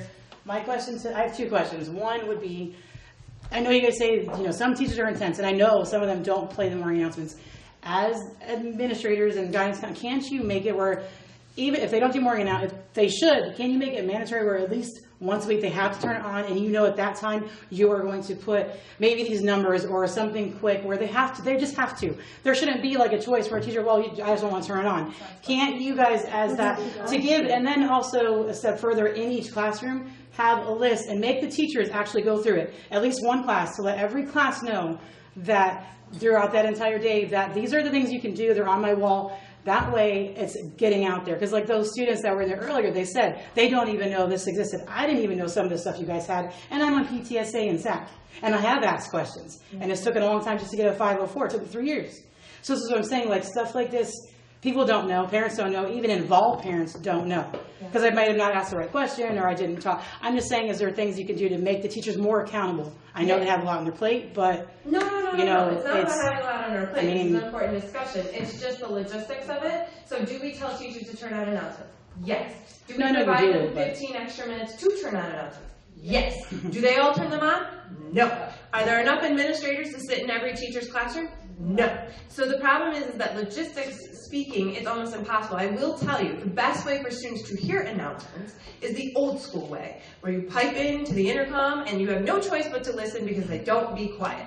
So that is the best way to do it. And to be honest with you, right now, given the circumstances of the anniversary of Marjorie Stoneman Douglas, there are a lot of things going on campuses around the county. I'm not claiming only ours. But you know, it is a right time for that discussion, and we can kind of rope that in probably to our 17 acts of kindness for 17 days. No, I was just asking, because I know like, they're asking for ideas. Even if the teachers just have those lists in the classrooms, so they can say, hey, 2 minutes out of their day to tell the kids this is your information.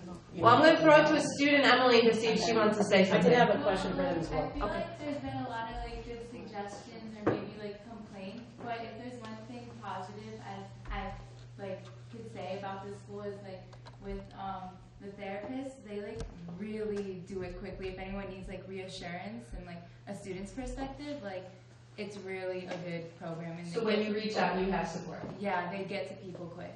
Okay. So I just thought. Yes, go ahead. I have a suggestion for de-stressing the kids because a professional helps them when sometimes it's too late or when it's progressive. Before every period, just let's start the period with 5 deep breaths. And then they take the test or they show their work or whatever. These 5 deep breaths, it's stress coping techniques that they can take for life.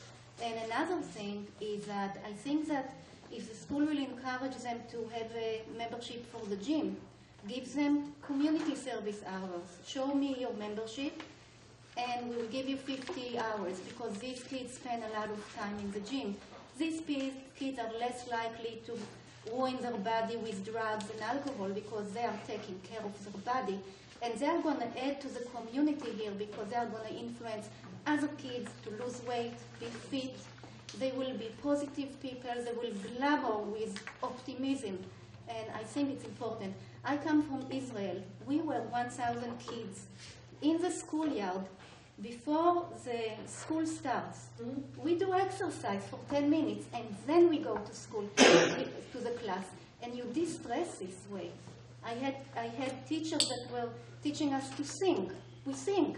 And this coping with stress mechanism, when they go to their dormitory room alone by themselves and they are stressed out and the parents are far away, they have their mechanism. You can go to the gym because you have already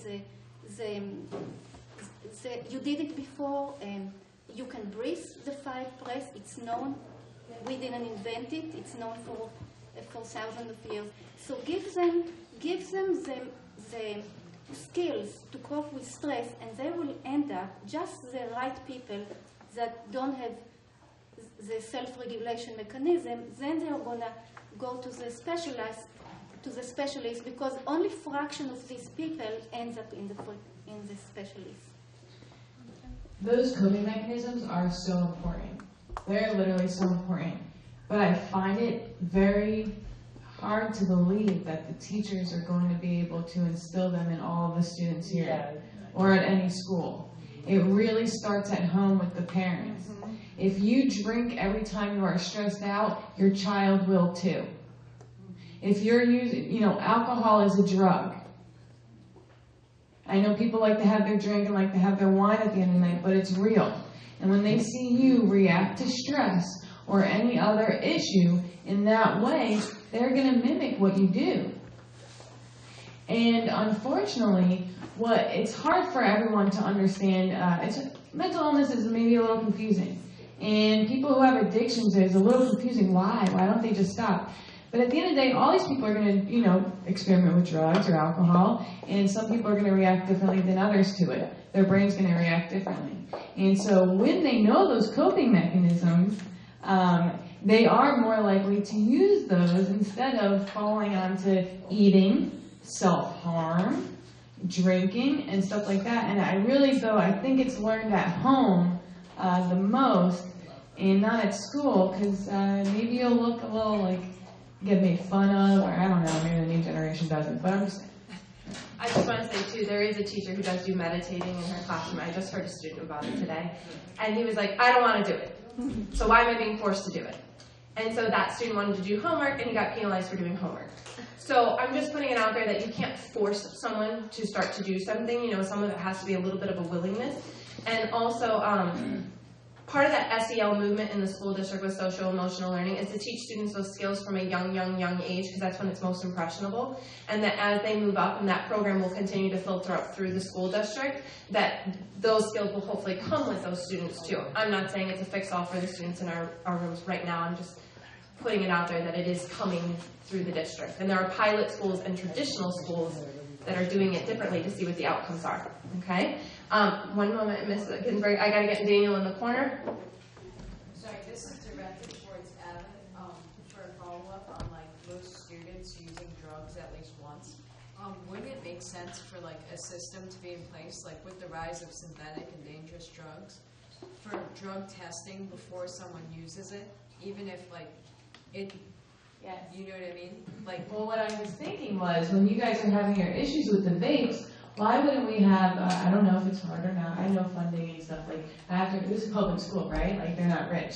But if there was a test kit, even to test the vapes, you would be able to penalize somebody much harsher, and maybe they'd be a little bit more cautious bringing that into the school if they knew they could be caught if they tested it. You do that. And every what time happens? we catch it, we test. Yeah. And is it often, which one is it? Is it more weed or more nicotine? It's a mix, half and half. THC or, yeah. So our harm initiative programs that I do, we hand out test kits. So I can bring some to the school for you guys. And maybe they can have a place where they can pick it up by the guidance counselor. So maybe you can see who's picking up. Oh, she left. Who's picking up the test, because it is important. Emily? Oh, Wait, what? Was it my question, right? Yes, well, Okay. yeah. So So basically drug testing, right? I'm a little annoyed with it because you guys would only test for weed, right? Correct? Okay, so we're only going to test it if we catch you with it to determine whether you have a drug or not. It's not we're not going to go out searching. I think she wants to know if it's only. What else is it? What does it detect? That's a really good question about what it detects. Our law enforcement officer tests it. So what else is there that other than weed or? So you would test for nicotine and weed, right? Yes. It turns different colors depending on what it is. Will it detect opioid? Those wouldn't be in a vape, so. Yeah. All right. I hope that answers your question. So I was gonna say, or even direct a question to you, as a teacher, do you feel pressure to check on your students? Because I know it's hard to implement things like deep breathing and trying to check up on them while you're trying to teach and get things done. Do you feel responsible? There's a lot that goes into teaching on a daily basis, but I feel like my personal best approach is to make a relationship with as many students as possible on a daily basis.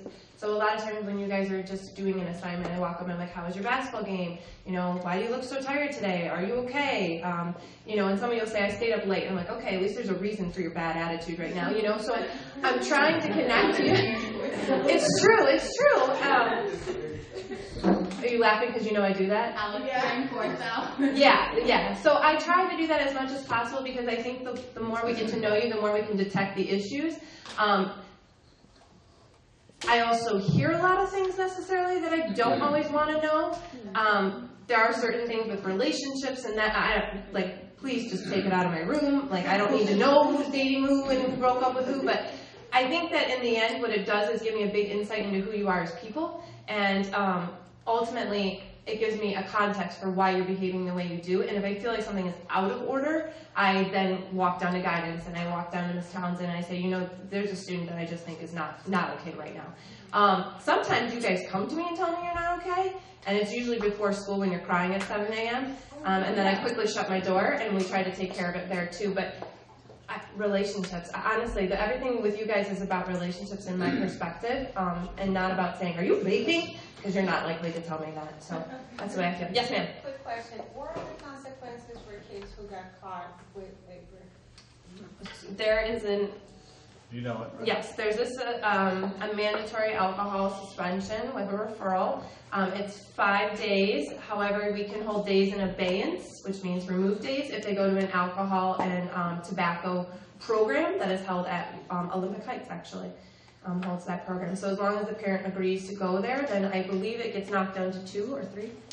2 or 3 days. And the parents are immediately notified? Oh, absolutely, ma'am. The parents are notified the moment there's a referral written, and you're called and told, you know, what it was the student was doing and what their consequence is. And then you're usually called to come pick them up because they need to leave campus. Yeah, we don't want them on, it's not like you can hang out the rest of the day. Your parents You need to go home. That's West Boca at least. Yeah, you need to go home. So, Anna? And there's a zero tolerance. We don't, Sorry. I don't want to hear from, you know, I've argued with parents over it. Yeah. Sorry. That would be another question. Do you get a lot of the parents like arguing? I'm going to be honest, when it first, this is my 4th year here. My first year here was what, 40 months ago when vaping was starting to come around. Mm-hmm. And I got a lot of pushback then about, what are you talking about? It's cherry pie, it's nothing. And there's been more, you know, just public-wide people understanding that there's drugs in it. So there's a little less, but we still get a lot of pushback. For some reason, no one would push back and catch a kid with a joint for whatever reason. But the vaping had a stigma of it's not as bad. It's slowly starting to get better in terms of parents I think understanding. because now they know that there is that in it. But like I said, it's been a battle. Vaping has been a battle.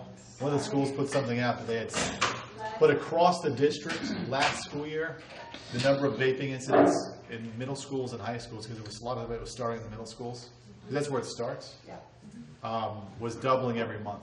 I mean, it was at a geometric rate. Luckily, like I said, even with us, there's a little less that we've been able to catch, which makes me nervous. I think they're just getting better at hiding it. You know? One last question, sorry. So the Jew is illegal to be sold to underage, right? The jewels? No. No, they're all tobacco products. You need to be 18 or older to buy Right. the tobacco products. So have you guys looked into how the kids here are getting them if they cannot buy it? Yes. They do? Siblings. Okay. Parents in some cases, I hate to say it, okay? Yeah, I know your mouth's open, but it happens. All the time. Fake IDs. All of the above. They find the gas station that doesn't. Yeah, or they find the gas station where they look older and the guy's not removed to check. I mean, I hate to say it, but unfortunately, and it only takes one, and then that one kid can distribute it to, 10 others. So, yes, ma'am, I'm sorry. How do you handle the anonymous tip? For vaping? Yep. So if you know, If you know somebody has it on campus and is using it know regularly. they have a dab pen, they have vaping, they're supposedly doing it in class, and you want to do this anonymously, what is the procedure? How do you roll with that tip? Pretty simple. We get a tip, we investigate it. And it gets a little gray. But the police cannot investigate unless there's probable cause. As a school administrator, you have a little more leeway. So if we get a tip and we have a good sense, we investigate it. The tip is what starts it. I mentioned earlier, we get tips all the time. So all we need is a tip. When, where, specifics. I asked my kid if she would report it because she was talking about somebody in class, and she said, I'd spend my whole day reporting. She said it's everywhere. Yeah, Every yeah. class that they're doing, all the there's kids hiding it all over on the bus. It's everywhere. Yeah. It's terrifying. I feel like he said, I think that's what they're saying. Kids need to speak up, parents need to talk to the school. We might need The ones that are here on on mental health assembly. I will have them come back and. We've already educated teachers, and we've had the whole. Yeah, to be honest, we had the school police officer, was it a year or two ago? She brought in the We went pens visited and social studies classes. And she, as soon as the teacher saw it, and they were like, oh my God, that's it? Because it's so, you don't even realize, I know, what they are. And so now that teachers have been educated, it's been a little better, but it's hard to. I was in Miami Arena, American Airlines Arena, watching a basketball game, Yep. and there's a full-blown adult vaping Yeah. right next to me. I mean, it's a real problem. It's not just a school. I'm not just saying it's not. Right. It's all over the place. You guys might have seen it, not even realize what you noticed. Yeah. Ms. Van Dyke? I didn't have a question. I just wanted to let you guys, I mean, my son's a junior, and I want to let you guys know, I think some things we're talking about, like, are past, and that's why people, you know, we're kind of feeling like we're referring to the past, but West Boca High, I can say, and I've gone to a lot of schools. I'm from Winter Park. My son is 16. My youngest is 3. I know a lot of different areas and a lot of schools. West Boca High, I have to say, you guys do an amazing job with what you can do. You really do. Like, I want to give props to the students. All the assemblies, all the events, like, I've gone to almost every single thing I've been able to go to. I mean, you put the information out there. The unfortunate part is the parents that need to be there don't show up. You know, or they're just not able to. They don't know about it. Kids hide it. It happens. But, I mean, I definitely want to thank everyone that comes. But West Boca, I mean, really give them props because they do a really good job. I mean, I've been to a lot of different schools and come from Pompano. I mean, it's amazing. It's amazing the difference. So they are involved. They are changing. Even though 10 years ago it might have not been so great, and I do understand that. I know I was in high school. They're also a brand new school that. Yeah, but it's just, you know, now they are moving forward. They're on the right track. So I think we're doing, you know, we're taking a lot of strides. They're doing everything in the right path. And at least now the board is, you know, behind them. They're doing it too, not just the school. You know, Palm Beach County School District, they're all getting behind it. Even though it was too late, at least it's coming now. So that's the only thing we can do is move forward. Yes, sir. So I do thank you. This question is for Ms. Townsend. On the mental, you know, in trying to remove the stigma on mental health, my older son had an issue and we had to take him to a private therapist. Yeah, I understand that there is a, you know, what's discussed in therapy stays in therapy, but us as parents, we're very concerned. What did I do wrong? Am I a bad parent? And then we talked to the therapist and she said, you're doing fine, you're doing your job as a parent, do not change what you're doing, he's okay. We fast forward 4 years, and my son eventually told us, you know, he said, we didn't ask him, he just offered the information. Oh, remember that issue back in, you know, when I was in a freshman? Yeah, the issue was because I was racially bullied by a teacher in school. Why didn't you say it? Why didn't you talk to me? So what I'm saying is that what can we, or from a therapist and a parent perspective, how can you put us parents better at ease? Because although the therapist told us, don't worry, you're doing your job, you know, I wish we had had that information, you know, sooner than later. Than my son, we could have addressed that, you know, even better. In a Could better I manner. just have Sherry respond to that? Because she has established a certain relationship with our daughter Courtney that would answer, I believe, your question. You know, but this is, Well, it's a general question for everyone because I believe in therapy. I think that it's a good thing, but how can you put us parents, if the child has to talk to the therapist, that we want to, I understand the privacy part, but to put us even further, you know, at ease. So I think that actually being part of the therapy is one step to do this. Like I said, working with kids, whether it's here or wherever else, I've always involved parents in the dialogue.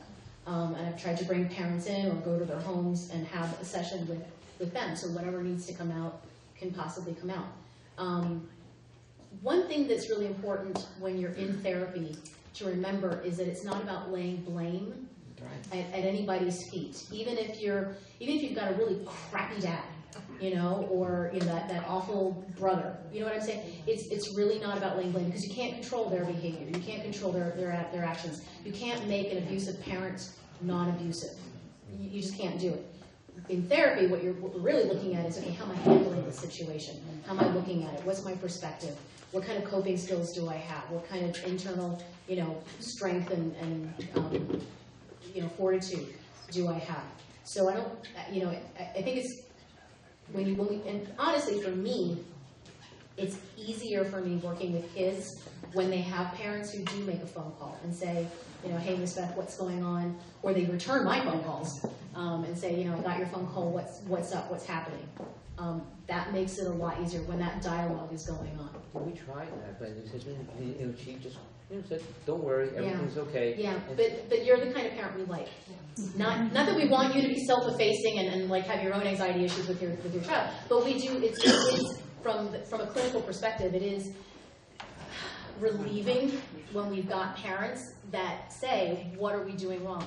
Even though we're telling them, you're doing everything okay, but that does make things a lot easier. And you're going to be the parent that, like what happened with you, your child is going to come to you at some point and say, hey, this is what was happening. Yeah, we said. I mean, I think I agree with everything you said, and I feel the same way. When we have parents like you, it's amazing. We don't get that. But one of the first things I usually ask when I do therapy is, do you have a family dinner? And most people don't. Like, there is no communication. And I go, well, I understand, like, there's work, both parents tend to work, we don't have time, we get home late, well, there's Sunday night, or Saturday, you know, there always is some time that you could sit down as a family. Or what about in the car? Oh, they're on their phone, I'm making my phone call. So it seems like you did have the time, but for other parents and other families, like, setting that time aside is so important for your child because they have that space and that time. And unfortunately, in today's society, we don't get that very often. So just trying to be aware of that, whatever you can, whenever it is, to set that time aside. Well, I just want to appreciate each and every one of you for coming tonight, and it is 8 o'clock. I want to respect everyone's time. The discussion was really great, and it was, you know, a lot of things even learned for us, for the school, things that we could do better too. And I know the students have things to tell me later, so I'll get an earful later, and that's fine too. Ms. Bimel, did you want to say anything? I want to thank each and every one of you panelists for coming, and